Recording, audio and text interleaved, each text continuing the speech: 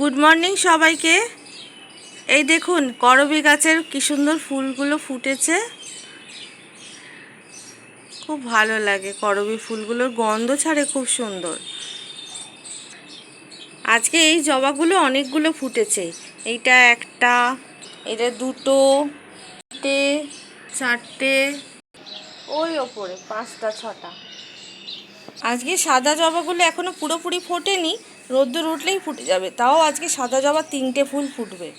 এখানে একটা, এখানে একটা, আর ওখানে একটা। এই ফুলটা আমার শুয়োপোকা খেয়ে নিয়েছে। দাঁড়ান দেখাচ্ছি শুয়োপোকাটাকে। এই যে শুয়োপোকা, ইনি এখানে ছিলেন, এখান থেকে আমার ফুলগুলোকে খেয়ে নিয়েছে। এই কুঁড়িগুলো বড় হচ্ছে সব, আর ফুল ফুটেছে এই দেখুন।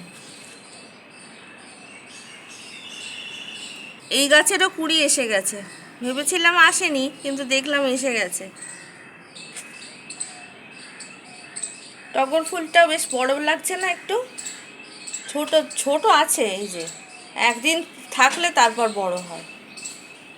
বেল ফুল, এই যে বেল ফুল, এই ফুলগুলোও ফুটে আছে। এই যে ইনি ফুটছেন এখন, রোদ্দুরটা উঠলে তবে ফোটে। এই যে ফুটতে শুরু করেছে।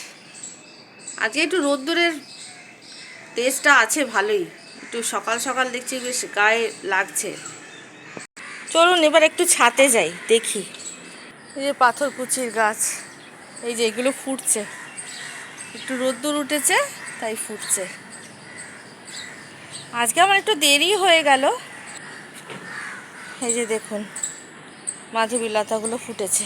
দেরি হওয়ার কারণ হচ্ছে ব্লিঙ্কিটে মাল দিতে এসেছিলো মাসকাবারি, সেই জন্য নিতে গিয়ে দেরি হয়ে গেল।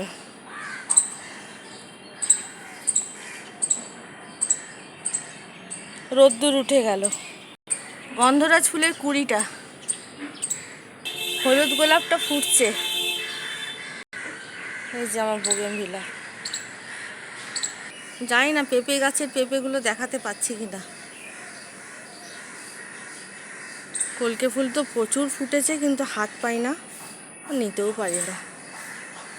এই পেয়ারা গাছ।